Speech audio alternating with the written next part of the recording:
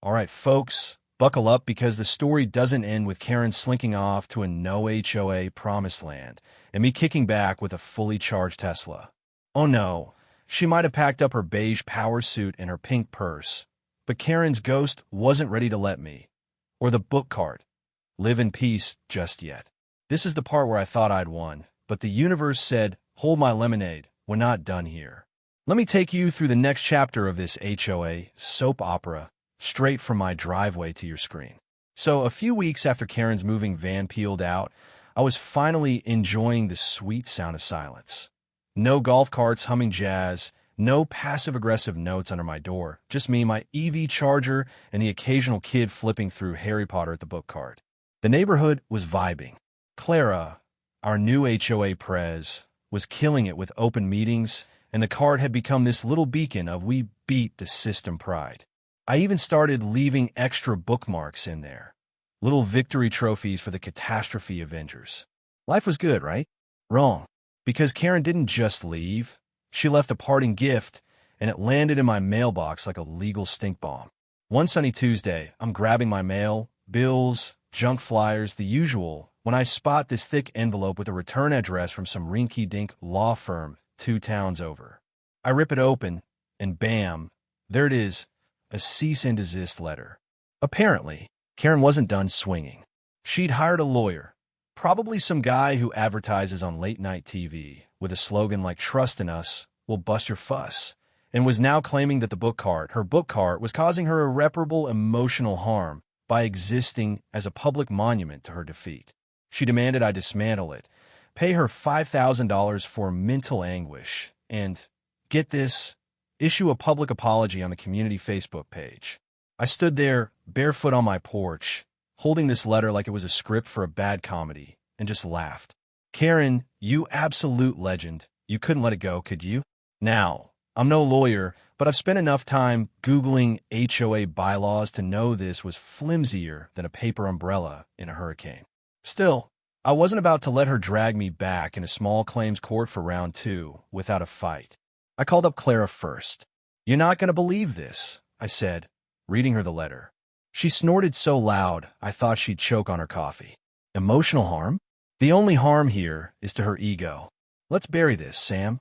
Next, I texted the group chat, booked the cart crew assemble, and within an hour, we were piled into Milton's garage, the unofficial war room, plotting our next move over stale donuts and Mateo's leftover lemonade. Step 1. Figure out if this letter even had teeth. George, our flagpole warrior, knew a guy who knew a guy, a retired attorney named Phil who owed him a favor from Nam. Phil took one look at the cease and desist and called it legal fan fiction. No court's going to touch this, he said over speakerphone. She's got no standing. Cart's not her property anymore, and emotional harm isn't a thing unless she's got a shrink's note saying she cries herself to sleep over paperbacks. That was all I needed to hear. But here's the thing. Karen didn't need to win. She just needed to annoy me into submission. And I wasn't about to let her turn my victory lap into a legal headache. So I decided to flip the script again. If Karen wanted to keep this cart in the spotlight, I'd make it shine so bright she'd regret ever putting her name on it. I rallied the crew, and we hatched a plan that was equal parts petty and poetic. The book cart? It was getting an upgrade. Tasha, our chalk art queen, mocked up a new design, a full-on wraparound mural of a phoenix rising from a pile of HOA notices with Cactus Grove reads in bold letters. Milton rigged up a little solar-powered speaker that played audiobooks, public domain stuff like Pride and Prejudice, because who doesn't love a little Jane Austen shade? And Mateo, bless his teenage chaos energy, suggested we add a Karen's Corner shelf with self-help books like Letting Go for Dummies and How to Lose a Feud and Influence Nobody. Subtle? No. Hilarious? Absolutely. We rolled the upgraded cart back into place at 3 a.m. because nothing says community spirit like a covert library drop. By morning, it was a hit. Neighbors were snapping pics. Kids were giggling at the Karen's Corner, jab, and someone even left a thank you note taped to the speaker. I posted a video on the community Facebook page, me grinning like an idiot, giving a tour of the new and improved Cactus Grove Community Library dedicated to free minds and free chargers. I didn't mention Karen by name, but the comments section exploded with winking emojis and "we know who this is for" vibes. Checkmate, right? Not quite. 2 days later, I get a knock on my door. It's a process server. Yep, a real one this time, not just Karen with a clipboard.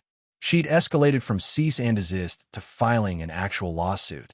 Same claims, new venue, county court.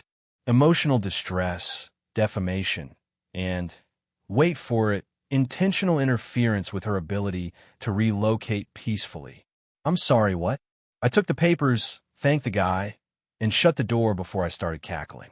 This wasn't just a hill anymore. This was Karen's personal Mount Everest of grudges, and she was climbing it with no oxygen and flip-flops. Back to the war room we went. Phil was officially on board now. George cashed in that favor, and he broke it down for us. She's got no case, but she's betting you'll settle to avoid the hassle, he said. Typical bully move. We countersue for frivolous litigation, hit her with attorney fees, and watch her fold. I liked the sound of that, but I didn't want to just defend.